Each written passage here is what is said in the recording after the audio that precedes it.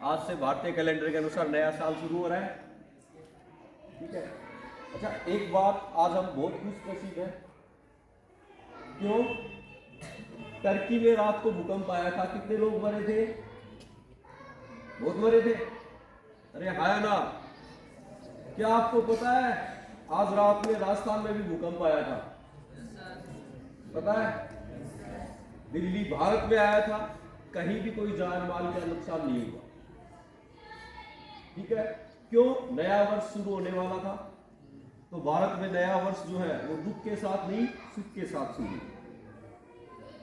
ठीक है। नहीं, रात का टाइम था, ये दुर्घटना हमारे साथ भी हो सकती थी। 6.6 तीव्रता का भूकंप था, कम नहीं था। दूसरा, नववर्ष शुरू हो रहा है, तो आज हम कुछ ऐसा संकल्प लें कि दीन दुखी गरीब जो है उनकी जितनी सहायता हो सके उतनी करें। मैं आपको एक छोटा सा, मेरे जो पूर्वज दादा दादी है उनसे सुनी हुई एक कहानी या बात है, वो मैं आपके साथ शेयर करना चाह रहा हूँ। मेरी दादी ने मुझे बताया था कि जो आज हम हैं वो हमारे पिछले कर्मों का फल है, और जो आज हम कर रहे हैं उसका फल हमारे आने वाले जन्म पर पड़ेगा। देखो, इस दुनिया में 2 या 3 तरह के लोग होते हैं। आपने देखा होगा आपके आसपास कि कई ऐसे हैं जो बहुत ही मतलब सही लोग हैं, दूसरे की मदद करते हैं, लेकिन वो दुखी है। वो दुखी है मतलब गरीब है, 2 वक्त की रोटी भी उनके नसीब नहीं है। एक तरफ आप देखते हो कि जो दारू का धंधा करते हैं, बदमाशी करते हैं, भूमाफिया हैं। ठीक है, बदमाश लोग हैं लेकिन फिर भी उनके पास बहुत पैसा है। तो हमारे दिमाग में कहीं ना कहीं आ जाती है कि मैं भी बदमाश बनूं तो मेरे पास भी पैसा होगा, 2 नंबर का धंधा करूंगा तो पैसा होगा। लेकिन एक्चुअल में बात ये नहीं है कि वो कर रहे हैं इसलिए। देखो, अब इसके पीछे में जो साइड हमारा जो रीजन है वो बता रहा हूं। जो गरीब है आज के टाइम में, ठीक है, गरीब है, दुख है, भूखमरी है। क्यों? क्योंकि वो पिछले जन्म में क्या था? बुरा था। पिछले जन्म में क्या था? वो बुरा था। उसके कर्म ऐसे थे जिसके कारण वो इस जन्म में क्या है? दुखी है। लेकिन इस जन्म में वो बहुत शांत है, दूसरों की मदद करता, तो आने वाला जो जन्म होगा उसमें वो बहुत ही शानदार जीवन व्यतीत करेगा।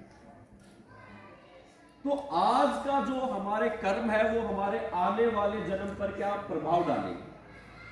जो बदमाश है आज के टाइम में, वो पिछले जन्म में बहुत ही शांत, दूसरों की मदद करने वाला था, तो उसका प्रभाव उसके इस जन्म पर पड़ रहा है, इसलिए उसके पास पैसा है। लेकिन इस जन्म में वो बदमाश है तो अगले जन्म में वो बहुत दुख पाएगा। तो हमें इस जन्म को सुधारना है, इस जन्म में दूसरे की सहायता करनी है, मदद करनी है जितनी हो सके, तो अगला जन्म हमारा जो हो उसमें हम सुखपूर्वक जीवन व्यतीत करें।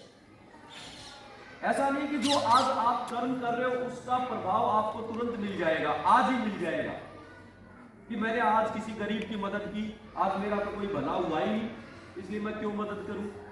नहीं, आज जो आप कर्म कर रहे हो, आज हम एक पेड़ लगाते हैं, क्या वो उसी दिन फल दे देता है? क्या आज मैंने पेड़ लगाया है, मान लो आम का लगाया, क्या आज मैंने उसमें खूब खाद डाली, पानी डाला, क्या वो मुझे आज ही आम दे देगा? क्या शाम को मैं उसको उखाड़ के फेंक दूं कि मैंने तो इसकी पानी भी दिया है, खाद भी दिया, आज इसने मेरे को आम दिया ही नहीं, मेरे को व्यर्थ गई मेहनत। चलो कल और करके देख लेता हूँ, कल और इसमें पानी खाद डालता हूँ, क्या पता कल दे दे। क्या कल दे देगा? क्या वो कितने टाइम बाद देगा?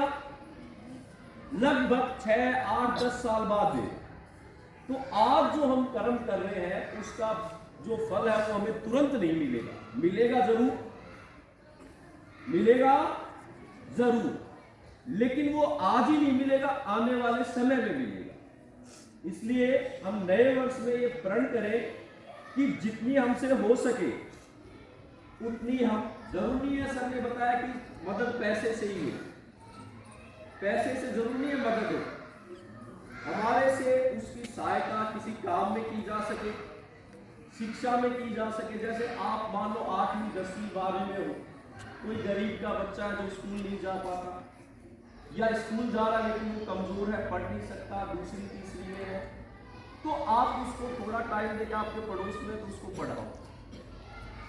देखो अगर व्यक्ति को दो चीजें अच्छी मिल जाती है ना तो फिर वो गरीब नहीं रहता है। कौन कौन सी?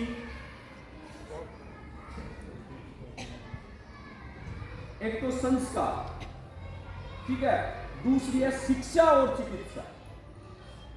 शिक्षा और चिकित्सा, अगर ये चीजें मिल जाती हैं तो आने वाले समय में वो बच्चा गरीब नहीं रहता। सरकार इतनी योजनाएं चला रही है, राशन फ्री दे दो, ये दे दो, ये दे दो। सरकार को शिक्षा और चिकित्सा ये देनी चाहिए, ठीक है। अगर आपको शिक्षा मिली तो आपके माँ बाप गरीब है लेकिन आने वाले समय में आप गरीब नहीं रहोगे। पढ़ लिख जाओगे तो गरीब नहीं रहोगे।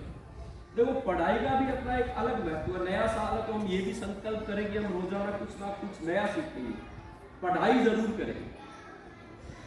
आज से मान लो 20 साल बाद आपसे कोई एक ये सवाल पूछेगा, जैसे मुझसे कोई ये सवाल पूछे कि अगर आपको आपका बचपन लौटा दिया जाए तो आप ऐसा कौन सा काम है जो करना चाहोगे, तो मेरा तो एक ही जवाब होगा कि मैं पढ़ना चाहूंगा। क्योंकि मैं पढ़ के जिस पोस्ट पे मैं हूं, मैं उससे और ज्यादा पढ़ लेता तो आज मैं इस पोस्ट से और बड़ी पोस्ट पे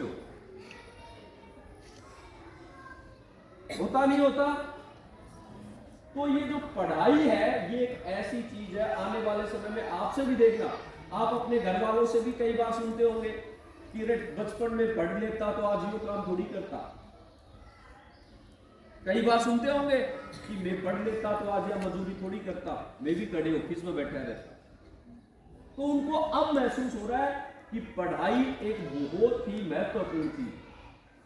और यही सवाल आप अपने से 10 साल 15 साल बाद आप देखो, अगर यही सवाल आप एक कलेक्टर से करो तो उसका भी यही जवाब है कि अगर मैं पढ़ लेता तो कलेक्टर से ऊंची पोस्ट पे होता, मैं जितना पढ़ा था उससे थोड़ा और ज्यादा पढ़ लेता तो कलेक्टर से भी ऊंची पोस्ट पे। ठीक है, तो दो संकल्प करो, एक दूसरे की मदद का और दूसरा पढ़ाई का, कि रेगुलर पढ़ाई करो। धन्यवाद।